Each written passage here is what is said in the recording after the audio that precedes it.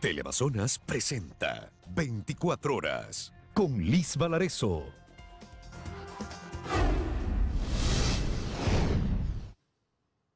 Empezamos. El Procurador General del Estado, Íñigo Salvador, denunció a un asambleísta por haber iniciado un proceso en su contra sobre la base de un documento que asegura que obtuvo de forma ilegal.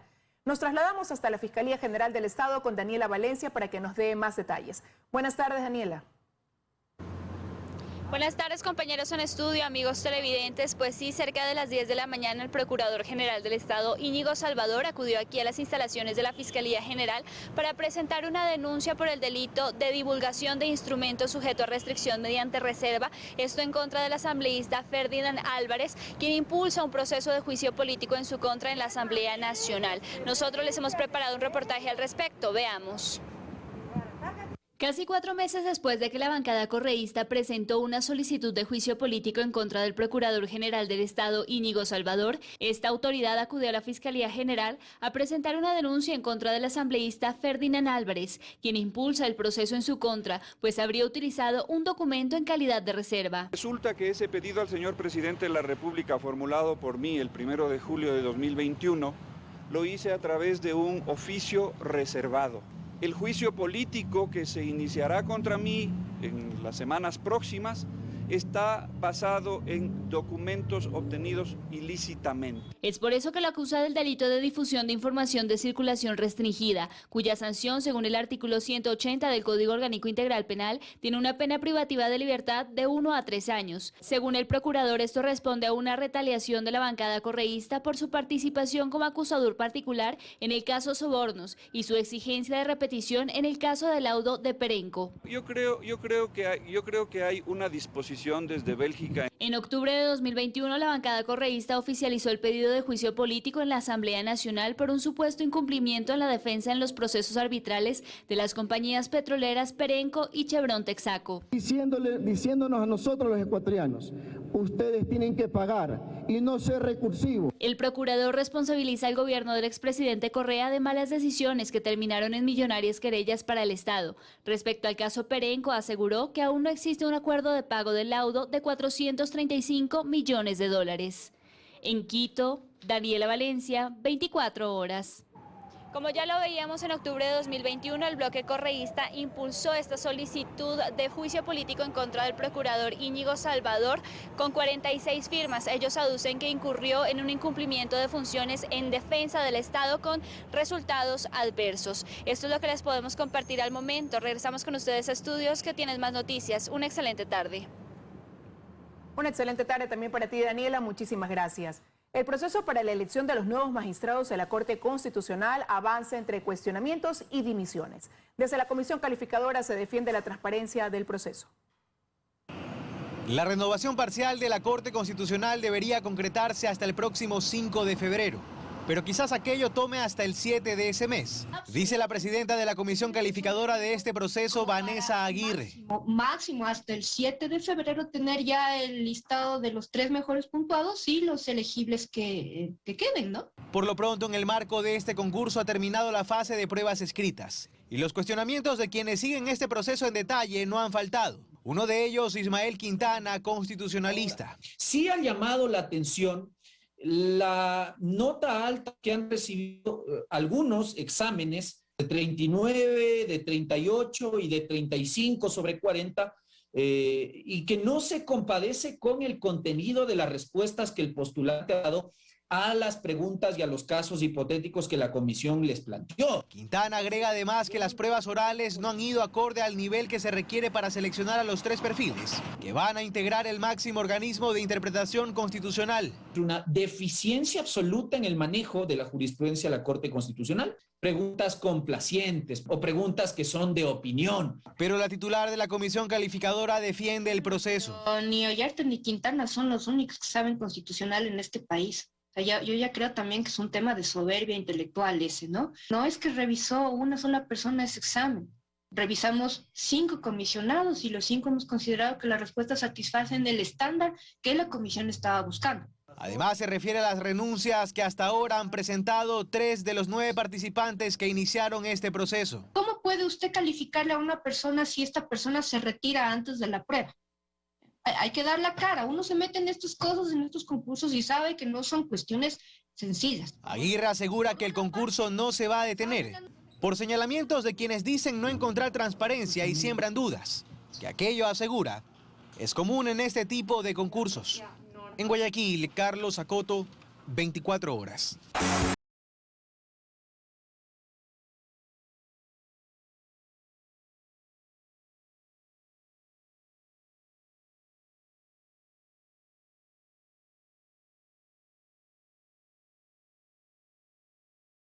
Momento de hablar de deportes, a propósito de que estamos a un día de que Ecuador se enfrente a Brasil en este camino de eliminatorias rumbo a Qatar 2022 y ya está con nosotros Alfonso Lazo. Alfonso, ¿cómo estás?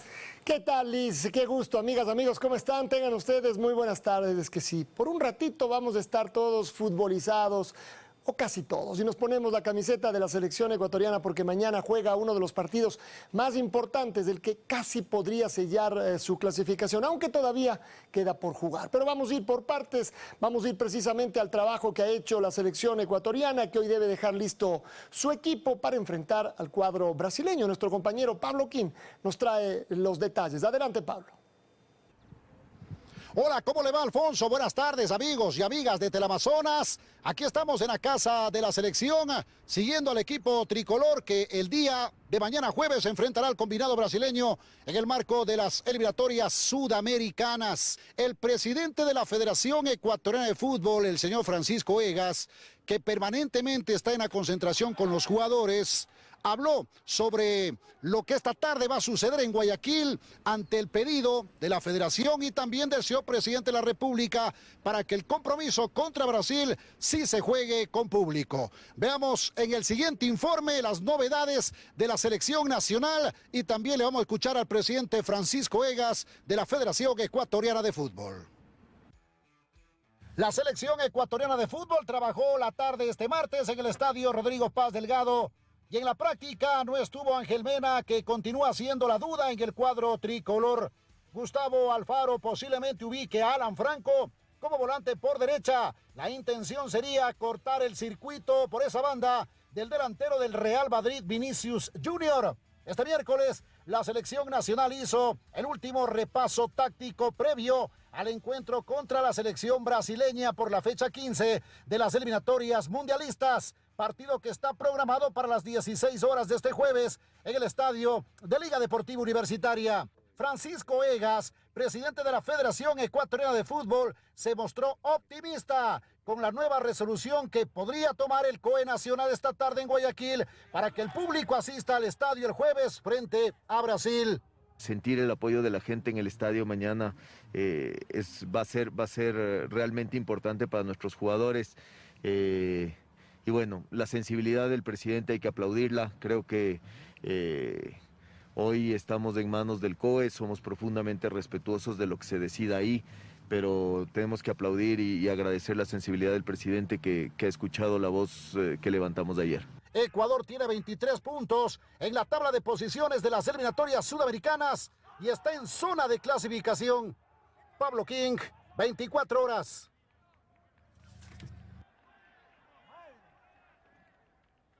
Ya por la tarde habrá concentración absoluta y el equipo quedará listo para el juego contra Brasil, que está programado para las 16 horas de este día jueves en el estadio Rodrigo Paz Delgado por la fecha 15 de las eliminatorias sudamericanas. Hasta aquí la información deportiva. Muchas gracias, muchas gracias, muchas gracias por estar con nosotros. Alfonso, muy buenas tardes. Buenas tardes, Pablo. En un ratito ya estamos otra vez con usted y más detalles. Mientras tanto, la selección de Brasil llega invicta al encuentro con la tricolor. Belén Merizalde está una vez más en el lugar de la concentración de los jugadores acá en Quito y con ella es el contacto. Belén, ¿qué tal? Adelante, por favor. Hola, ¿qué tal en estudio, amigos televidentes? Muy buenas tardes. Con la ausencia del histórico Dani Alves, que será reemplazado por Emerson, y Eder Militao, que reemplazará a Marquinhos, el técnico Tite tiene listo ya el equipo que enfrentará a la selección tricolor el día de mañana. Durante las primeras horas de hoy, los seleccionados brasileños realizaron entrenamiento aquí en el gimnasio del Hotel Sheraton y está previsto que a las 4 de la tarde salgan hacia el Rodrigo Paz Delgado para realizar el reconocimiento de la cancha. Ayer, en cambio, los seleccionados hicieron su primer entrenamiento en territorio ecuatoriano. La selección brasileña llega a este encuentro frente a la tricolor invicta. Es la selección que más goles ha acumulado, en total 27, y solo ha recibido 4 en contra, así que seguramente buscará mantener esta posición durante este encuentro. Sin embargo, ya los jugadores han señalado que este será un partido reñido, pues Ecuador se encuentra tercero en la tabla de posiciones y también buscará conseguir esos 3 puntos que lo lleven al Mundial Qatar 2022. Esta es la información que nosotros tenemos a esta hora, pero vamos a seguir pendientes para llevarles más datos en nuestras próximas emisiones. Que tengan una buena tarde. Gracias, Belén, por la información, lo que pasa con el equipo brasileño. ¿Y cómo está la tabla de posiciones? Porque todavía quedan 12 puntos en disputa. La selección ecuatoriana es tercera y le ha sacado a su más cercano perseguidor 5 puntos. ¿Qué es lo que ocurre? Aunque faltan muchos puntos por jugar, todas las selecciones que están debajo de nosotros tienen también partidos entre ellos, entonces no todos van a poder sumar tantos puntos. Tendría que pasar casi una catástrofe para que 3 selecciones además nos superen en la tabla de posiciones. Es cierto de todas maneras que necesitamos al menos un punto y uno dice que por las matemáticas y por lo que vino ocurriendo con 24 podríamos estar en el repechaje. Si logramos una victoria con 26 daríamos casi por descontado nuestra clasificación, pero vamos poco a poco. Total, el partido de mañana es el primero de los 4 que debemos jugar. Con transmisión en Teleamazonas a las 18 horas estaremos con el Ecuador-Brasil de eliminatorias. Más adelante seguimos con más información deportiva. Liz, con más noticias. Adelante. Gracias, Alfonso. Estaremos atentos. Por ahora les contamos que el Ecuador tiene lista su estrategia para plantear a China la desvinculación del petróleo a la deuda de más de 2.000 millones de dólares atados al hidrocarburo, de los más de 5 millones que el Ecuador quiere renegociar. Vamos con Freddy Paredes, quien tiene más sobre este tema. Hola Freddy, te escuchamos. Hola, ¿qué tal, Liz? Amigos televidentes, muy buenas tardes. El ministro de Economía, Simón Cuevas, sostiene que el Ecuador tiene lista su estrategia para negociar la abultada deuda que mantiene nuestro país con China. El objetivo es buscar tasas más bajas, plazos más largos y fundamentalmente desvincular el petróleo de esta deuda. Tenemos un informe.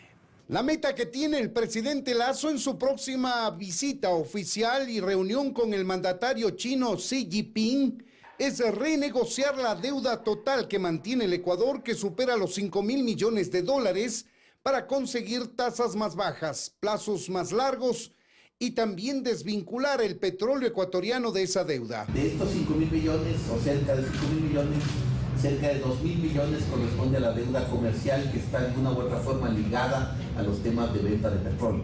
Nuestras contrapartes chinas, y estamos en discusiones técnicas al respecto para avanzar lo más posible y para que ya cuando la discusión sea a nivel de presidentes, esa discusión pueda avanzar de manera completa. Y declinó revelar más detalles, pues se trata de una estrategia de negociación, dijo, al tiempo de anunciar que la producción petrolera del país se está recuperando y que ya superó los niveles de producción anteriores a los problemas del SOTE por la erosión regresiva. La producción ya está sobrepasando los niveles previos de la ruptura del SOTE, hay varios esfuerzos importantes de recuperación de producción. Los niveles relativamente altos del precio del petróleo nos están permitiendo compensar ese tema y ayudar a que esto se vaya recuperando en cierta forma.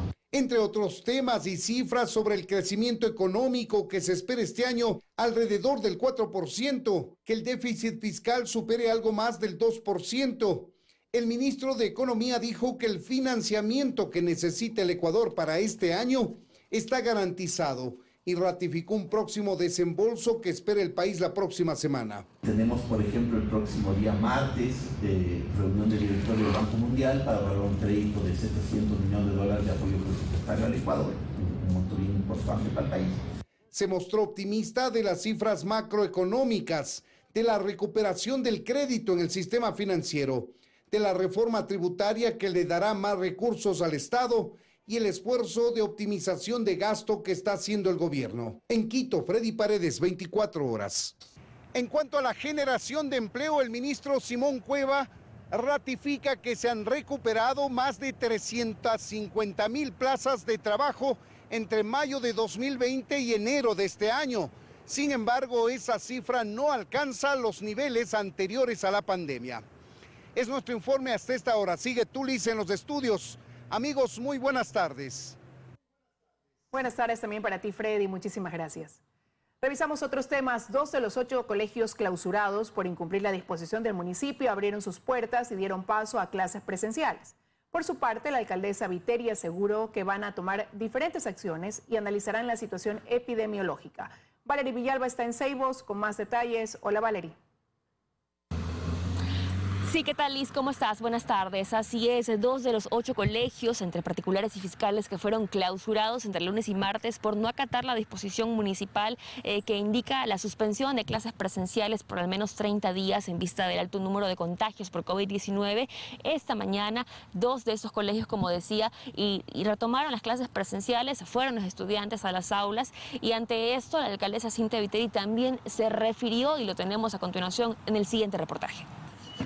Fueron el Colegio Balandra Cruz del Sur y la Unidad Educativa Vergeles las que, a pesar de contar con el sello de clausura, decidieron retomar las clases presenciales. Ayer me mandaron un oficio con amenaza de que no rompiéramos los sellos, los chicos no han roto los sellos, han salido por otro lado, de que órdenes de prisión, etcétera.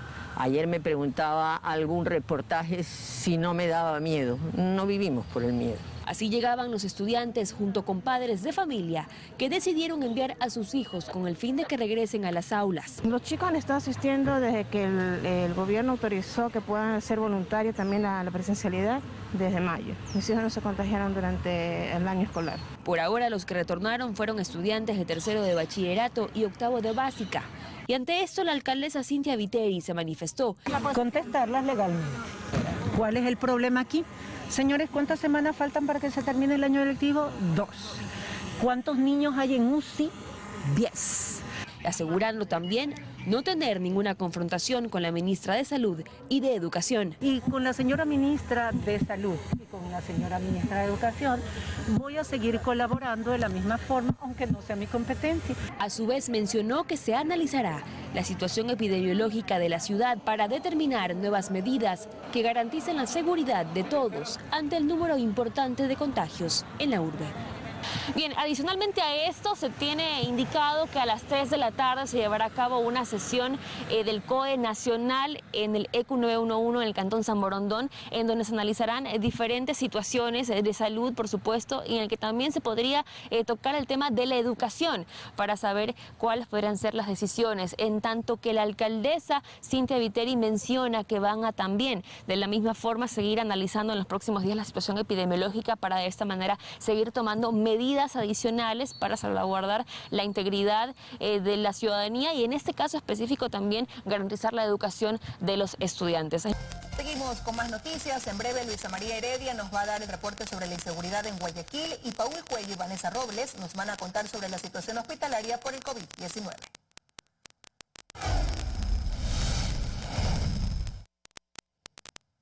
Pese a los patrullajes policiales y operativos militares que iniciaron el domingo, en Guayaquil continúan los hechos violentos. En las últimas 24 horas se han reportado 5 asesinatos. Luisa María Heredia está en la ciudadela Montebello con los detalles. Hola Luisa, adelante. ¿Qué tal, Liz? Amigos televidentes, muy buenas tardes. Así es, nosotros nos hemos trasladado hasta la vía Daule.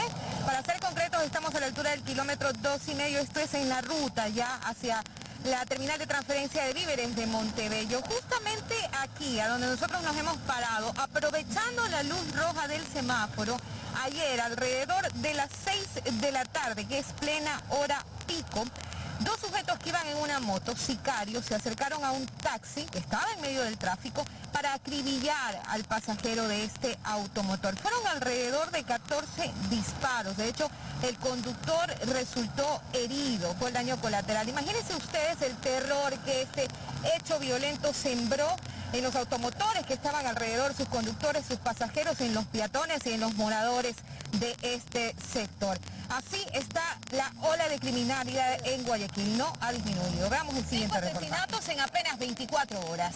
Así de violenta sigue Guayaquil. El hecho más reciente ocurrió en la vía La Costa. A la altura del kilómetro 33, en medio de la maleza, la madrugada de este miércoles se encontró el cuerpo de un hombre que había recibido un disparo en el estómago. Parqueado en la carretera quedó el furgón que conducía. La policía actualmente investiga. Cerca de las 7 de la noche de este martes, en el kilómetro 12,5 de de la vía Daule, en cambio, aprovechando el tráfico, se cometió un sicariato. En el taxi se había trasladado un ciudadano, el mismo que ha sido interceptado por una motocicleta con 2 ocupantes. Al llegar al semáforo, en el momento que se realizó el tráfico, proceden a victimar al ciudadano. La víctima, que registra 5 antecedentes penales, había acabado de salir del mercado de Montebello cuando los sicarios lo alcanzaron y le propinaron varios disparos. El taxista se convirtió en el daño colateral de este hecho. El señor conductor del taxi sufrió lamentablemente una herida en la pierna. Se encuentra estable, pero fue trasladado hasta una casa de salud para ser atendido. Además, alrededor de las 3 de la tarde, en la cooperativa Estrella de Belén, en el sector de la Juan Montalvo, al noroeste de la ciudad, 2 sujetos armados acabaron con la vida de un hombre de aproximadamente 40 años. El cadáver quedó tendido en una de las veredas de la zona, al exterior de una vivienda. El ciudadano tampoco es de este sector. Él andaba en el vehículo, por eso está haciendo levantamiento también de las cosas que se encuentran dentro del vehículo. Y un par de horas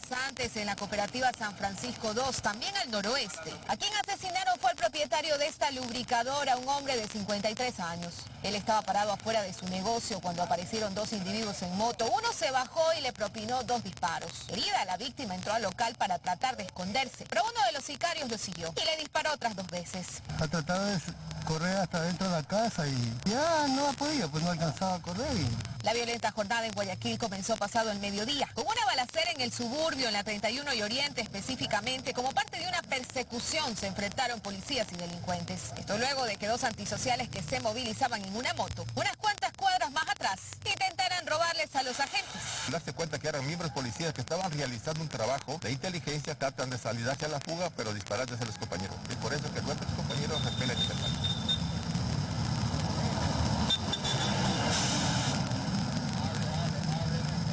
Durante estos primeros 26 días ya del mes de enero se han cometido 60 muertes violentas en la zona 8, que comprende a Guayaquil, Durán y San Borondón. Estamos hablando ya 86 hechos, 60 más que en el mismo periodo del año pasado. Es decir, la ola de criminalidad continúa, no ha disminuido pese a la presencia policial y militar en las calles. Es lo que te puedo comentar desde acá, Liz. Continúas en estudios, tienes más noticias. Muy buenas tardes. Buenas tardes, Luisa María. Muchas gracias por ese informe. El papel de los jóvenes en la violencia que vive Guayaquil y Durán no solo se ve en las edades de los asesinados en las calles, sino además en el aumento de adolescentes investigados por asesinato. Las bandas reclutan jóvenes en espacios donde el Estado no está. 25, 24, 23, 22, 21, 20, 16 y 11. Estas son las edades de al menos 31 de los asesinados en Guayaquil y Durán en enero. Según las autoridades, la mayor cantidad de muertes se dan por ajustes de cuentas. De hecho, en informes policiales identifican que el 83% de todos los asesinatos ocurridos en Guayaquil y Durán tienen relación con narco o microtráfico.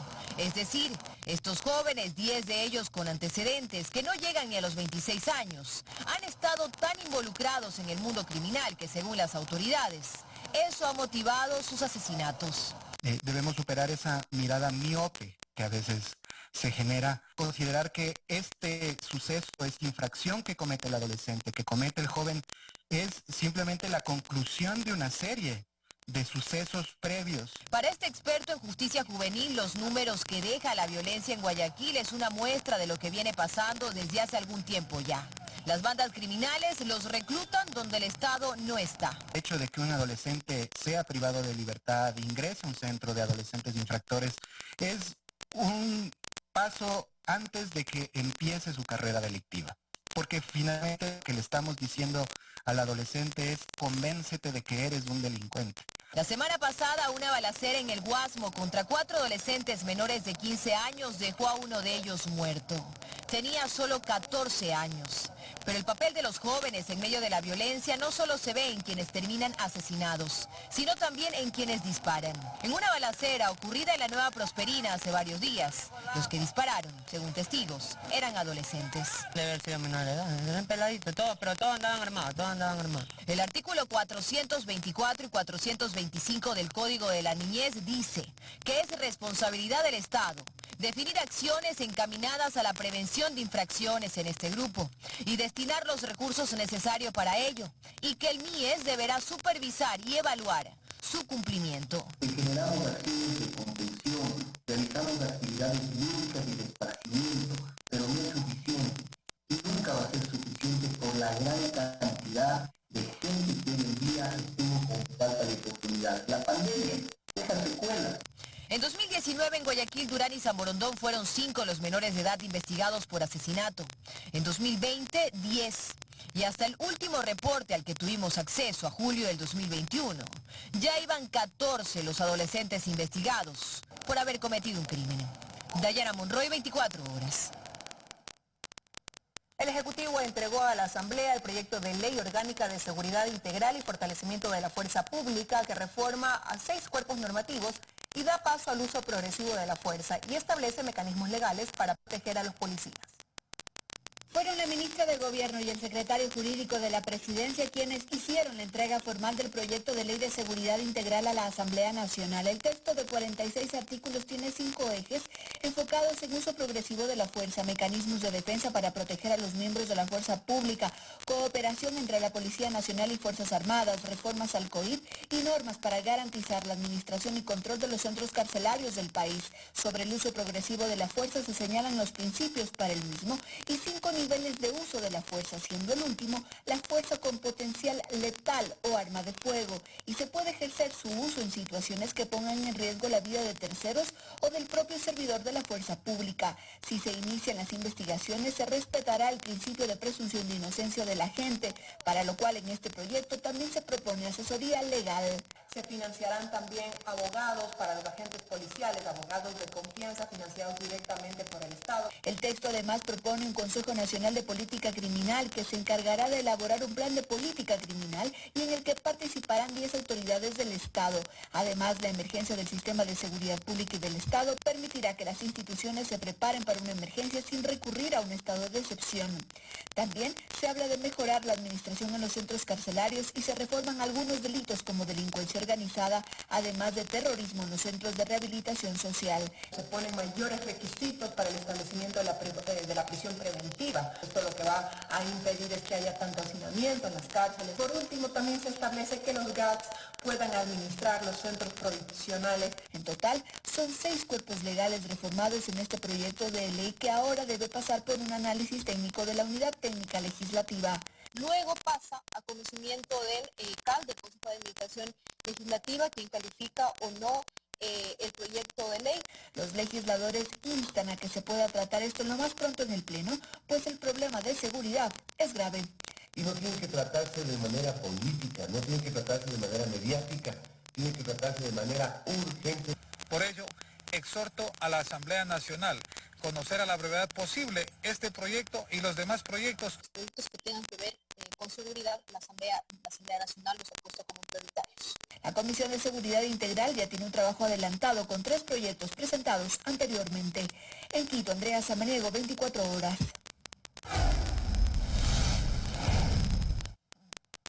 Las necesidades presupuestarias declaradas por la Prefectura de Pichincha se contradicen con egresos no urgentes ni necesarios en tiempos de pandemia.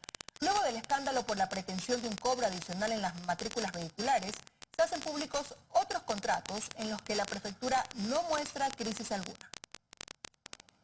Que el presupuesto de la prefectura se redujo y la crisis por pandemia atacó las cuentas de la provincia es uno de los argumentos que se discutió en la sesión del Consejo Provincial de Pichincha en octubre del 2021. Entonces había que buscar dinero. El bolsillo de los pichinchanos fue la opción y la matriculación vehicular el camino. ¿Es una contribución solidaria? No obstante, frente a la molestia ciudadana y la reacción de varios sectores en contra del nuevo tributo en las matrículas, comenzaron a circular otros documentos que restan peso a la teoría de la crisis. Este es un contrato por $480,000, firmado a finales del 2021 y para la creación artística de un mural histórico con motivo al Bicentenario. El ex asambleísta Andrés Páez lo expuso en sus redes. Ya famoso mural de $500,000 en el que se le contrata al mismo Pavel Ewes, es de los artistas de la revolución. Es que es innecesario ese mural frente a otras urgencias que tiene la gente que vive en la provincia. La idea es de exhibirlo en la parte lateral del edificio de la prefectura. Se establece además un pago del anticipo del 70%.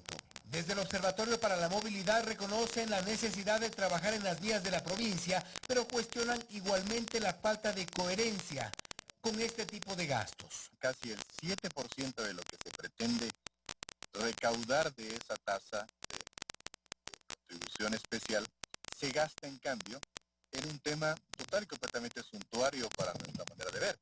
Un mural frente a la necesidad de vialidad de los ciudadanos y frente a la crisis económica que existe, creo que no se compadece. Y no es el único egreso que por pequeño o grande que fuera resulta incómodo saberlo. Este, por ejemplo, es un contrato de $38,000 en diciembre del 2021 para la realización de 8 gabinetes itinerantes. La prefectura, que cuenta con un departamento de comunicación, contrata externamente el servicio para promocionar su gestión en 8 sectores, a cerca de $5,000 por gabinete. En Calderón, en Conocoto, es decir, para desplazarse del edificio del Consejo Provincial hasta Conocoto durante una mañana, se gastan $5,000.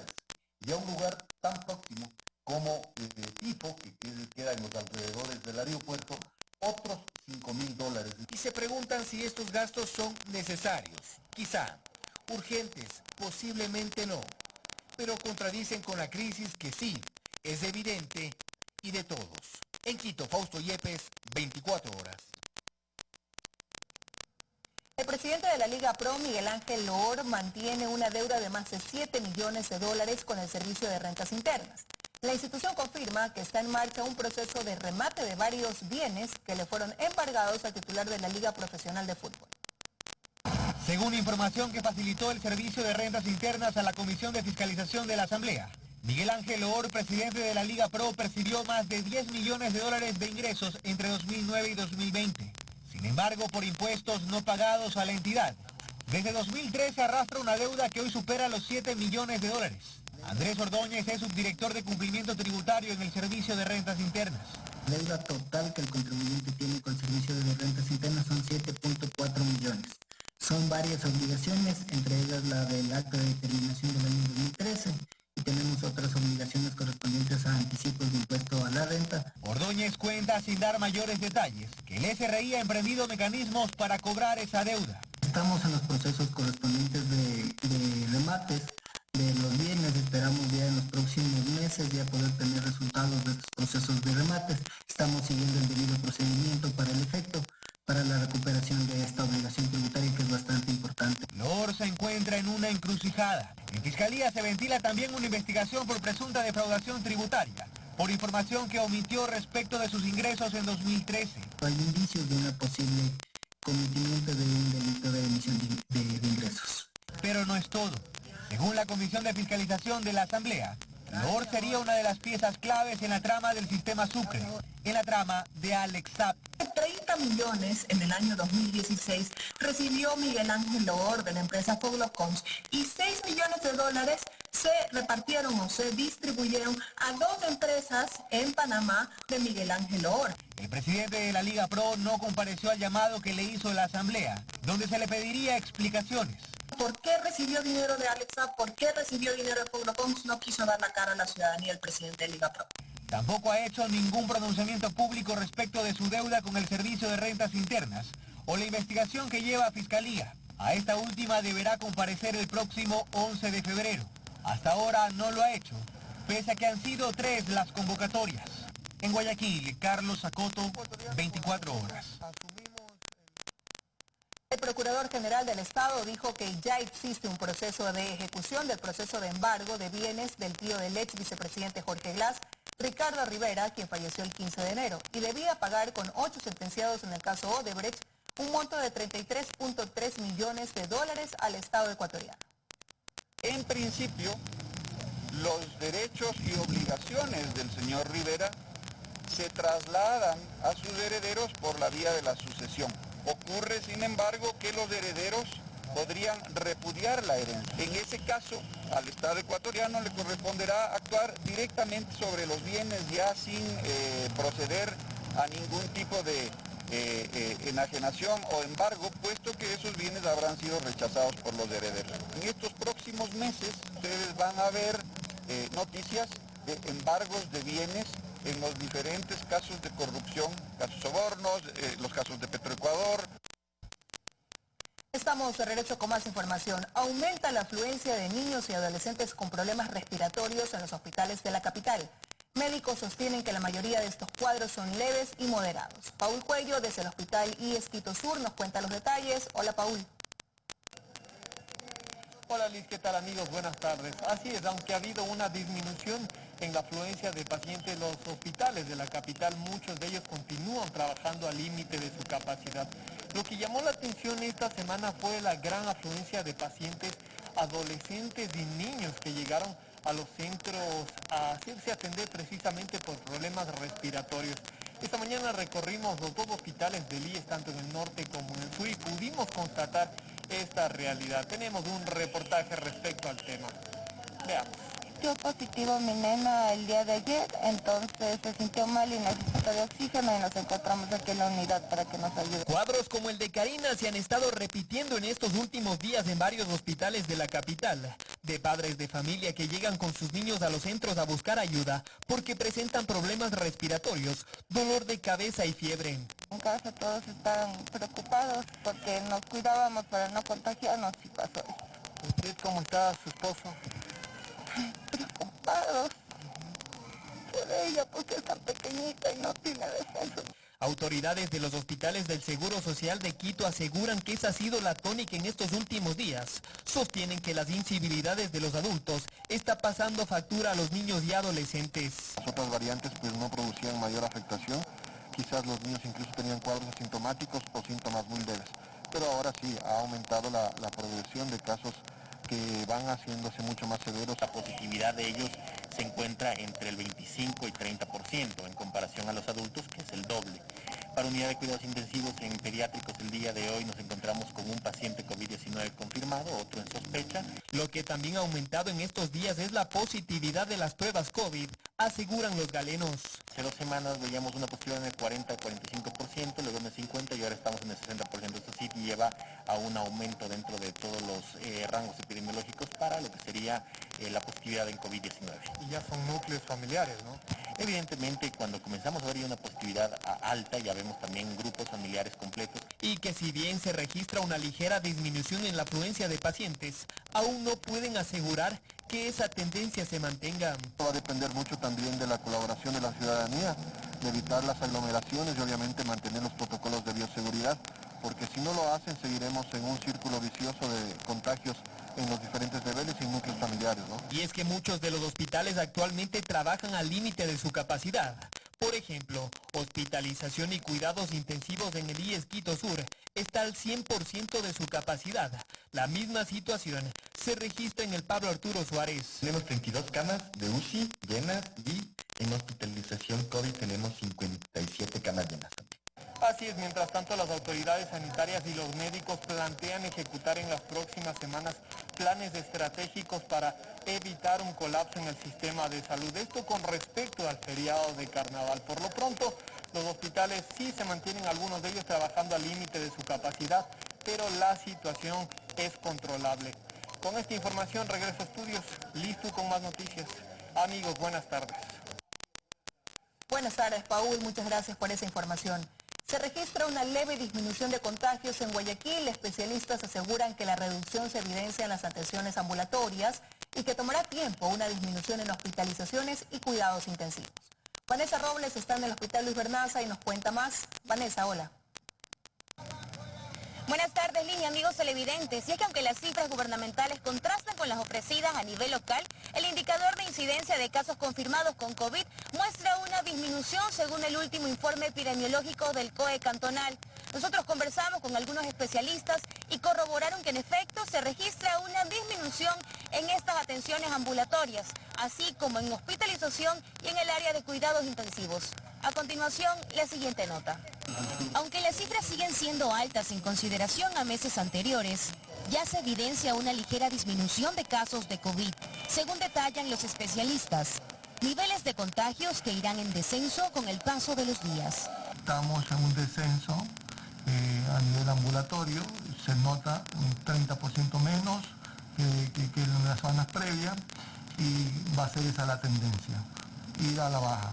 Según el médico intensivista John Cuenca, en la clínica Kennedy de la Alborada, por ejemplo, en el área de hospitalización se redujo de un 70 a un 50% de ocupación. Y con respecto a cuidados intensivos, de un 90% a un 80%, sin registrar incremento adicional de camas.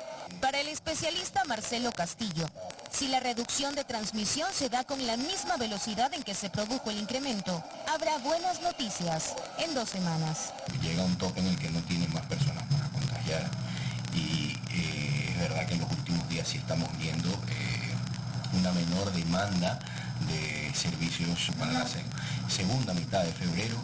Ya deberíamos estar un poquito más calmados. Y es que entre el 1 y el 8 de diciembre hubo 3.177 nuevos casos, mientras que entre el 15 y 21 de enero se registraron al menos 50.000 nuevos contagiados. La próxima semana se notará mucho más una baja. Lo que tenemos que insistir mucho aquí, manteniéndonos la mascarilla, que es la barrera que desde el inicio de la pandemia que nos ha permitido salir adelante, e insistir en vacunarse a las personas que no están vacunadas. Este pico de atención, la mayoría de personas que he atendido han sido leves. Casi todos han sido vacunados, muchos con refuerzo. Y aunque las cifras del Ministerio de Salud y del COE cantonal no se asemejan del todo, sí coinciden en una reducción de casos reportados en Guayaquil. Según el Ministerio, el 11 de enero hubo 2.843 contagiados. El 15 de enero, 1.157. El 18 de enero, 1.015. Y el 22 de enero se reportaron 834. Ratificar lo detallado por especialistas, y es que luego de llegar a la meseta la semana pasada, venimos con esta disminución ligera en cuanto a contagios. De allí las recomendaciones de siempre, el uso de mascarilla, el distanciamiento y no olvidar que continuamos en una etapa de pandemia y sobre todo de prevención y precaución.